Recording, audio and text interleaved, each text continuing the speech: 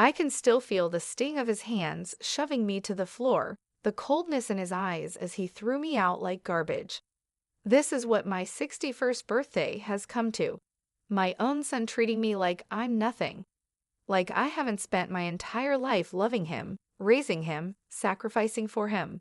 And now, because of that wretched wife of his, he can't even stand the sight of me. Laura, even her name makes my blood boil. From the moment Henry brought her home, I knew she was trouble. The way she looked at me, like I was just an obstacle in her path. The way she whispered in Henry's ear, turning him against me little by little. I warned him not to marry her, begged him to see through her manipulations, but he was blinded by lust, by the idea that she loved him unconditionally. Ha! The only thing that woman loves is herself. And now, because of her, I've lost everything, my son, my grandchildren, the family I've dedicated my life to. Cast aside like yesterday's trash. As I sit there wallowing, a car pulls up beside me. The window rolls down, revealing the concerned face of my best friend, Nicole. "Megan, what happened? What are you doing out here?" she asks, her voice laced with worry. I can barely choke out the words. Henry, he kicked me out, said I was crazy and that it was his house now. Nicole's eyes widen in shock, then narrow in anger. He did what? On your birthday? Oh, honey, get in the car. You're coming home with me. I climb into the passenger seat, my body numb as Nicole drives. She keeps glancing over at me, her brow furrowed. This is unacceptable, Megan. Henry can't treat you like this. Something has to be done. I shake my head sadly. What can I do, Mags? He's a grown man. He's made his choice. Nicole purses her lips, a determined glint in her eye. Maybe so, but that doesn't mean he gets to get away with it. You're his mother, for God's sake. It's time Henry and that wicked wife of his learned that there are consequences for their actions. I turn to her, confused. What are you saying? A slow smile spreads across Nicole's face. I'm saying, my dear, that it's time for a little revenge, and I know just the person to help us get it. As we speed into the night, I can't help but feel a spark of hope. I feel a flicker of something I haven't felt in a long time. Hope. Hope that maybe, just maybe, I can make Henry and Laura pay for the pain they've caused. Maybe karma will finally catch up to them. The day started off well enough. It was my birthday, and despite everything that had happened with Henry, I was determined to make the most of it. I spent the morning tidying up the house, putting up a few decorations, and preparing a special dinner. I even bought a cake from the bakery down the street, the one Henry always loved as a kid. Around noon, I called Henry, my heart fluttering with a mix of hope and nerves. To my surprise, he actually answered. Hey, Mom, what's up? His tone was neutral, guarded. I took a deep breath. Well, I was wondering if you, Laura, and the kids would like to come over for dinner tonight.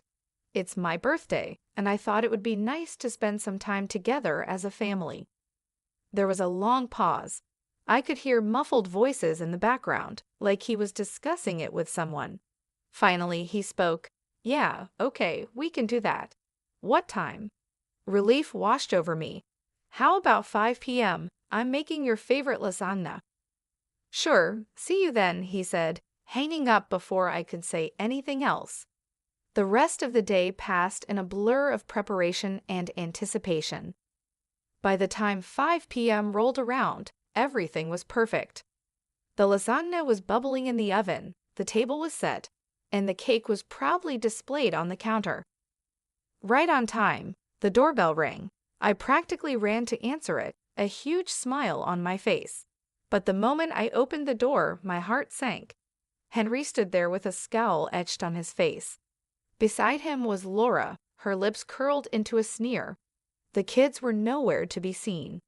Where are the children? I asked, trying to keep my voice steady. Laura let out a harsh laugh. We decided it was best they didn't come. Wouldn't want them exposed to any more of your toxic influence. I felt like I'd been slapped.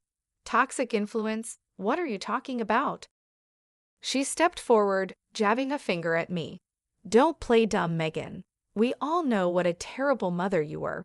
The way you turned Henry against his own father, the constant guilt-tripping and manipulation. It's no wonder he wants nothing to do with you." Tears stung my eyes. I looked to Henry, silently pleading for him to defend me. But he just stood there, his arms crossed, saying nothing. "That's not true," I managed to choke out. "I've always loved and supported Henry. I would never do anything to hurt him." Laura's eyes flashed with anger. "Spare us the martyr act.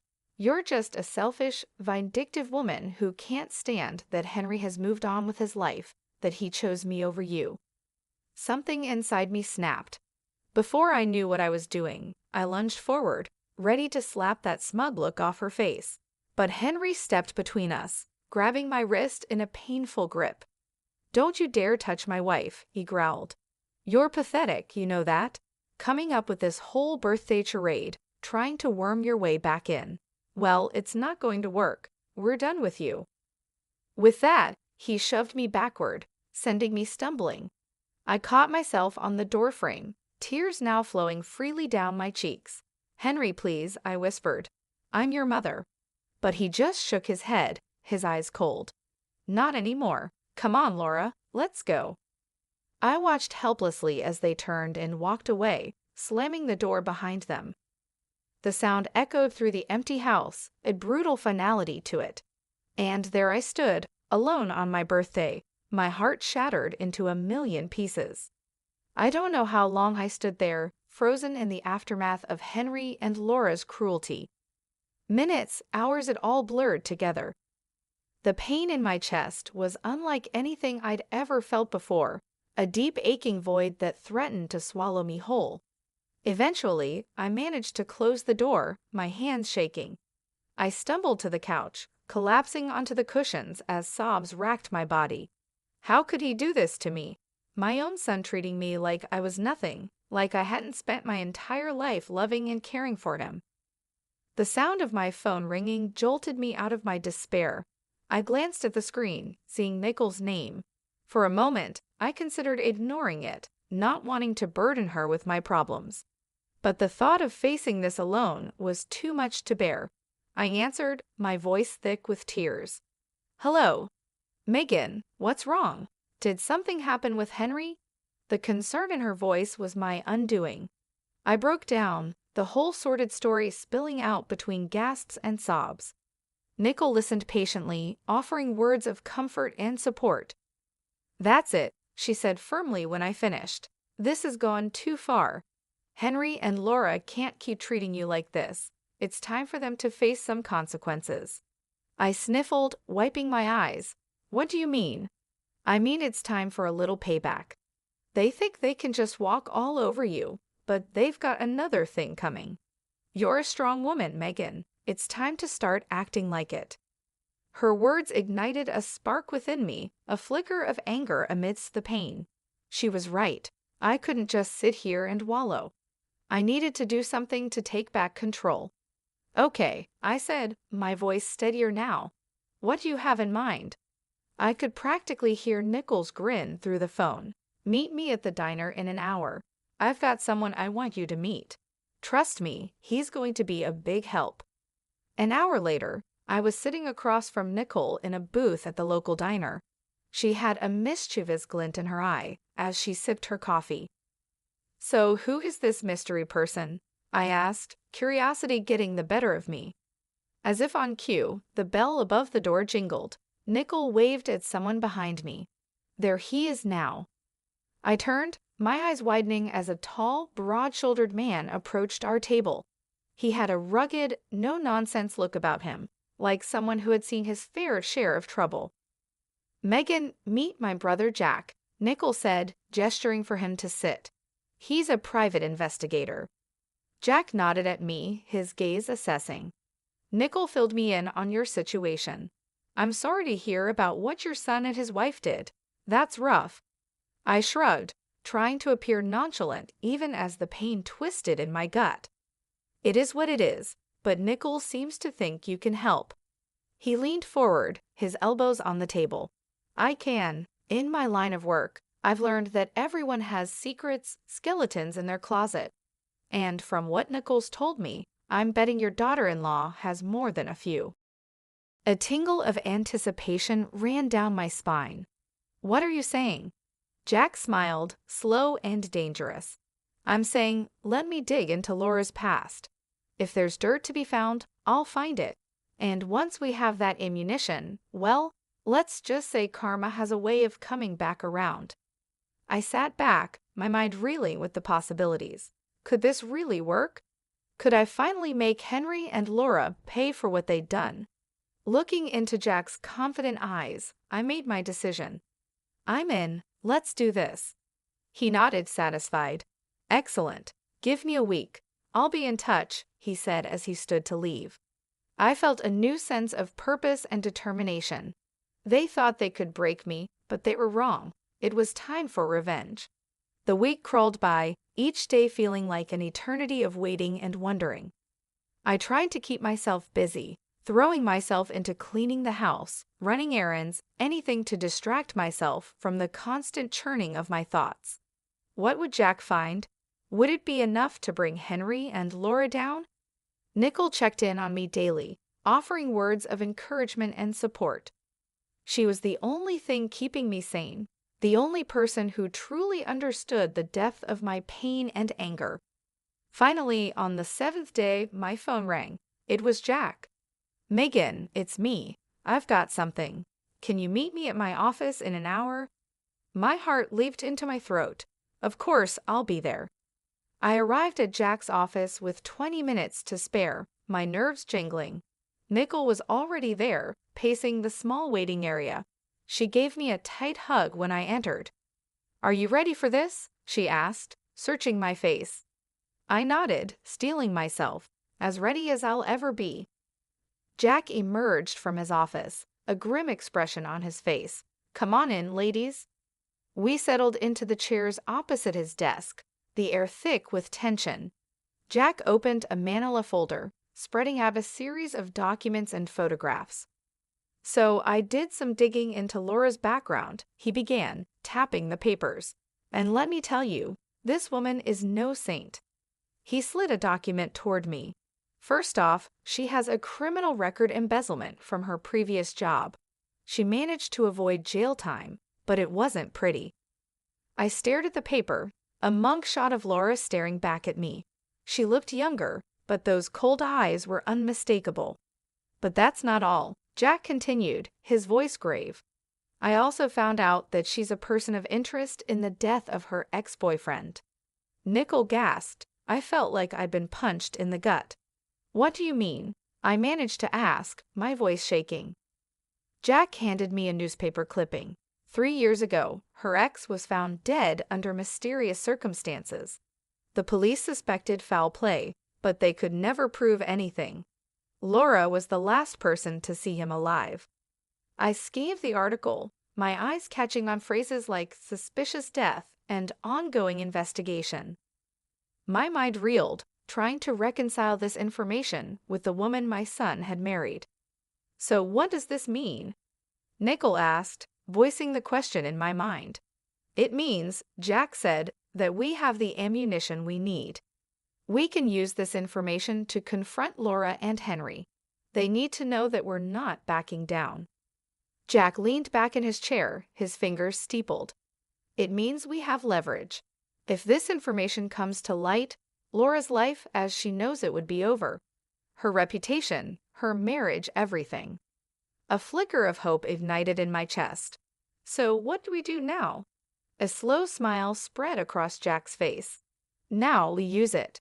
We let Laura know that we have this information and that if she doesn't want it to go public, she needs to convince Henry to make things right with you. Nicole nodded, her eyes gleaming, and if she refuses, Jack shrugged. Then we go to the police. We let them reopen the investigation into her ex's death. One way or another, Laura will face the consequences of her actions. I sat there, stunned, trying to process it all. Could it really be this simple? Could I really make Laura pay for what she's done, for turning Henry against me? Looking at the determination on Nicole and Jack's faces, I felt a surge of strength. They believed in me, believed that I deserved justice. And for the first time since that awful birthday, I believed it too. "Let's do it," I said, my voice steady. "Let's make them pay." Jack grinned, a predatory gleam in his eye. "Excellent. Give me a day to put everything in motion. By this time tomorrow, Laura won't know what hit her." As we left the office, Nichols squeezed my hand. "You're doing the right thing, Megan. Don't ever doubt that." I squeezed back, feeling a sense of purpose and righteous anger. They had picked the wrong woman to mess with. It was time for Laura to learn that lesson the hard way. True to his word, Jack called me the next day. "It's done," he said, a note of satisfaction in his voice. "I've sent all the information to Laura, along with a message letting her know that if she doesn't want it to go public, she needs to convince Henry to make amends with you." I felt a thrill of anticipation mixed with nervousness. "Do you think it will work?"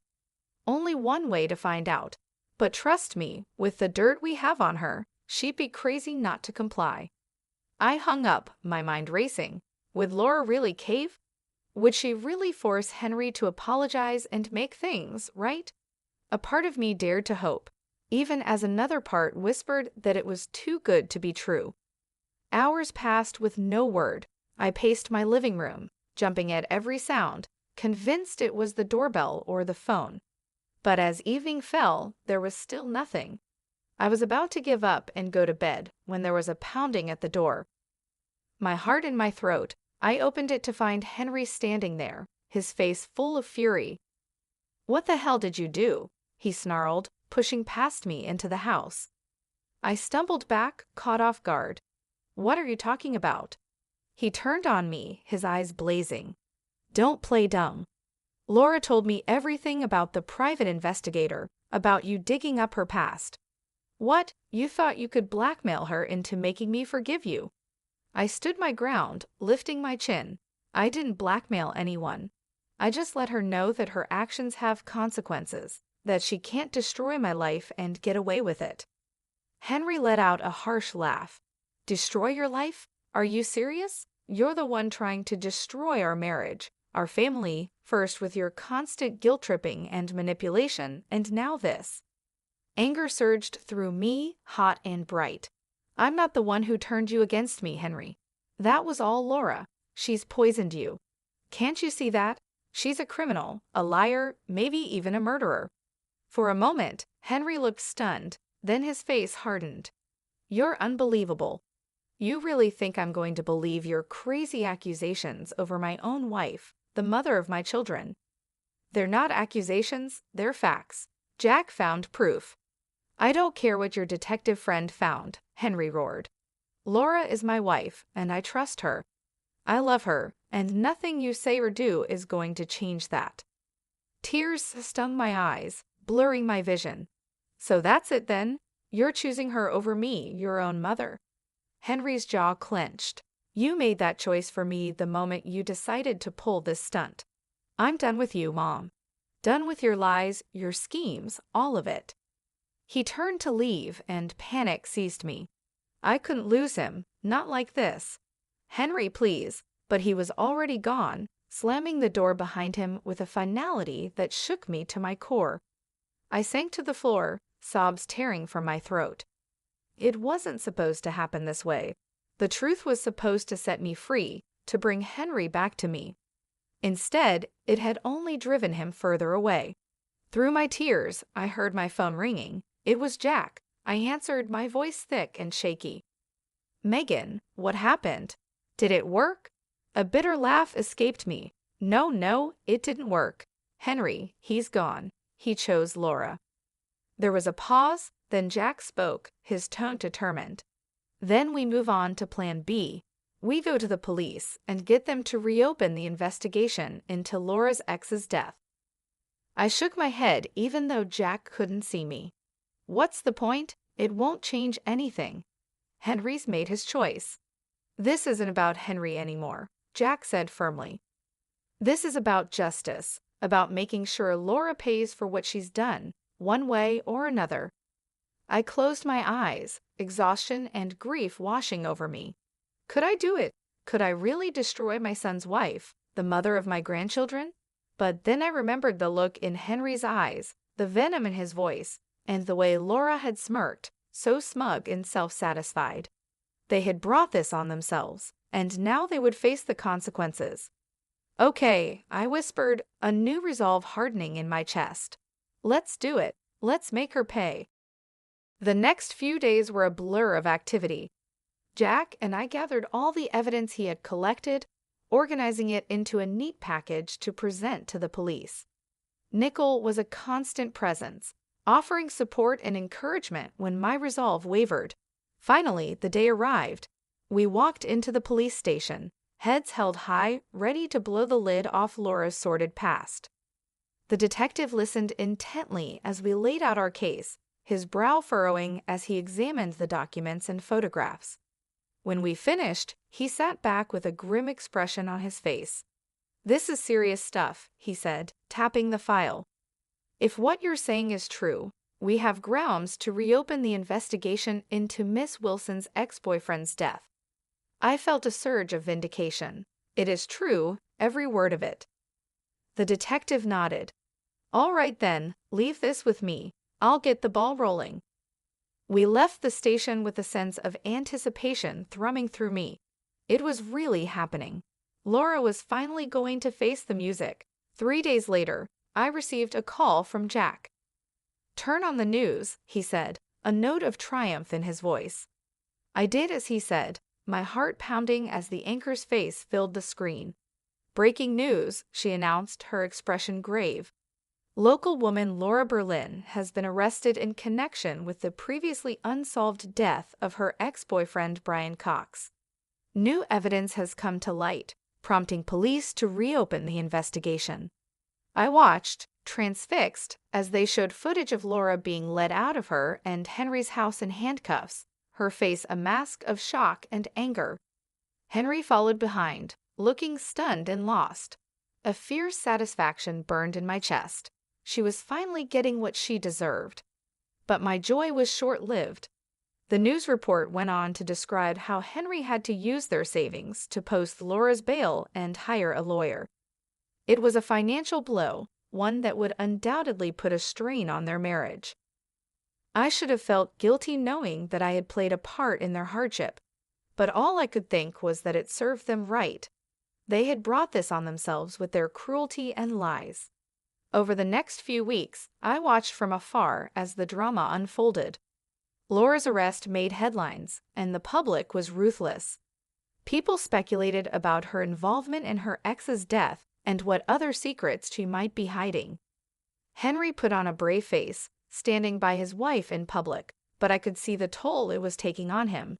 He looked haggard, worn down by the constant scrutiny and whispers.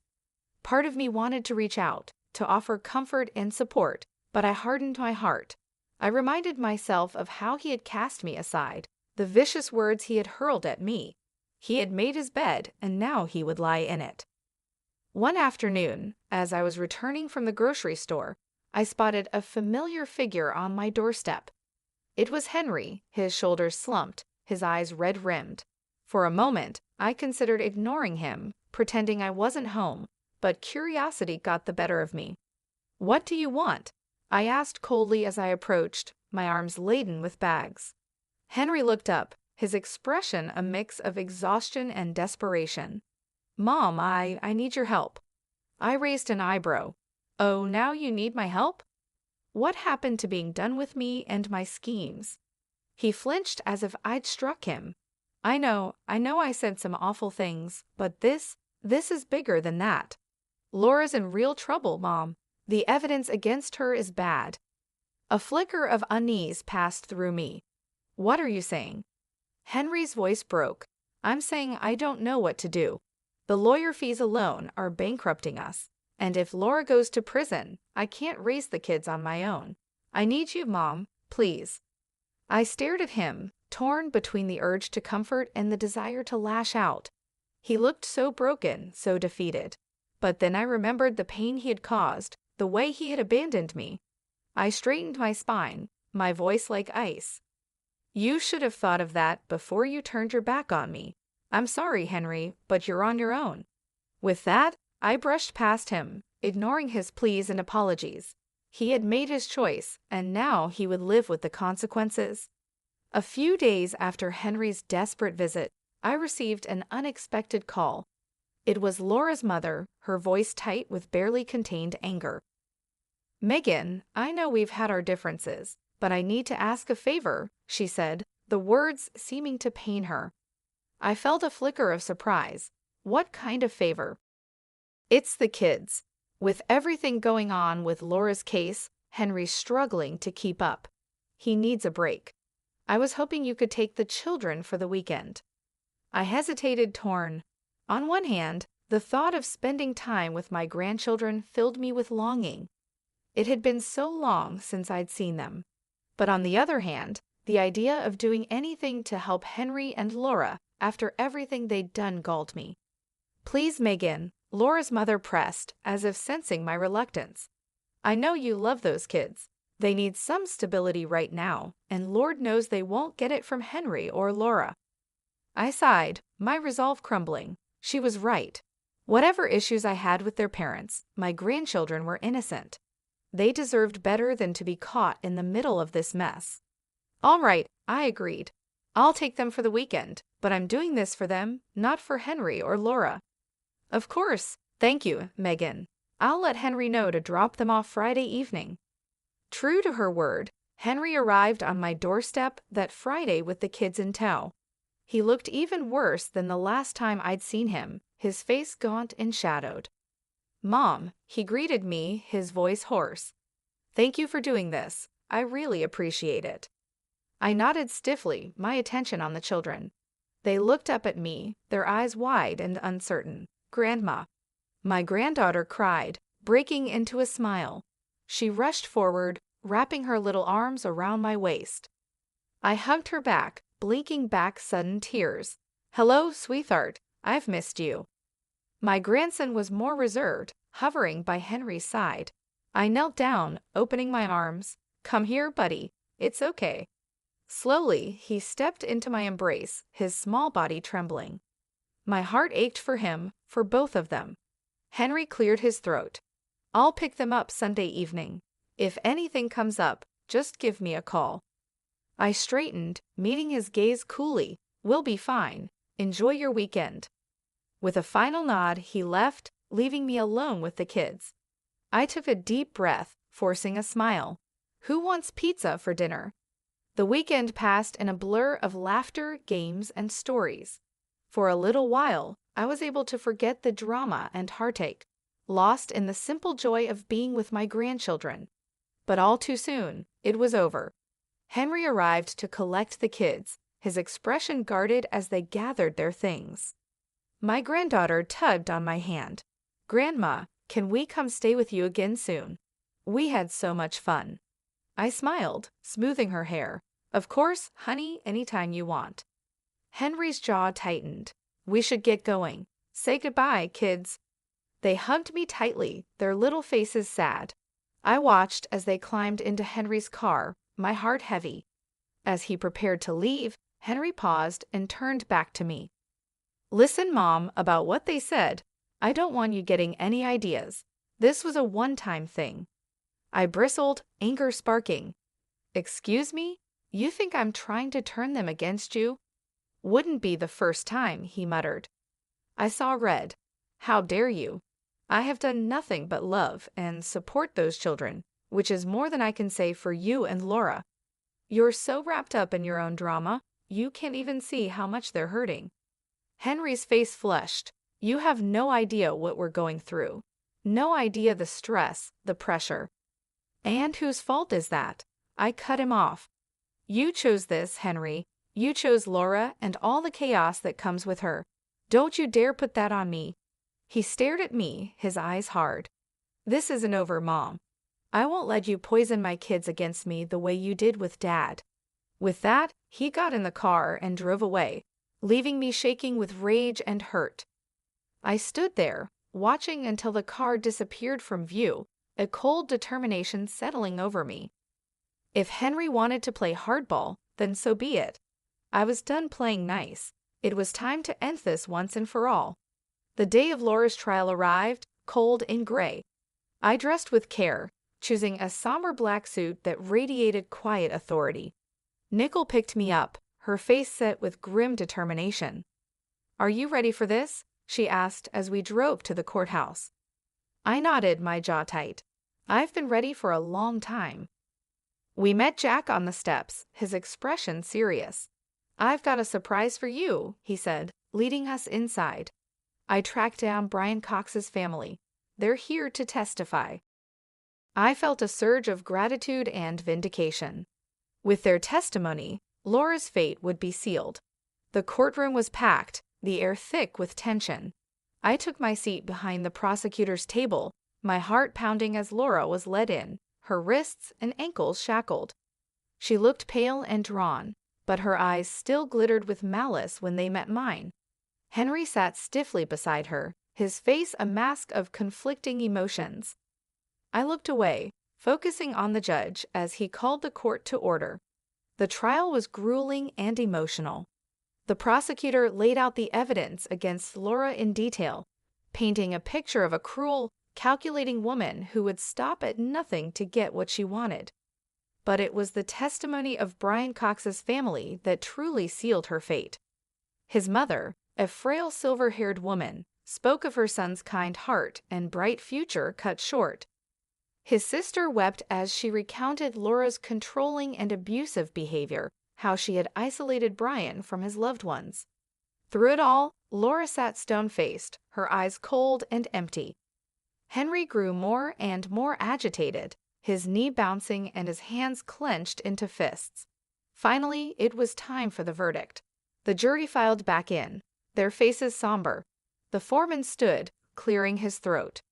In the matter of the state versus Laura Berlin, on the charge of murder in the first degree, we find the defendant guilty. The courtroom erupted in gasps and murmurs. Laura's face drained of color, her mouth falling open in shock. Henry leaped to his feet, his chair clattering to the floor. "No," he shouted, his voice raw with anguish. "No, this is wrong. She's innocent." The judge banged his gavel, calling for order. "Mr. Wilson, control yourself, or I will have you removed from this courtroom."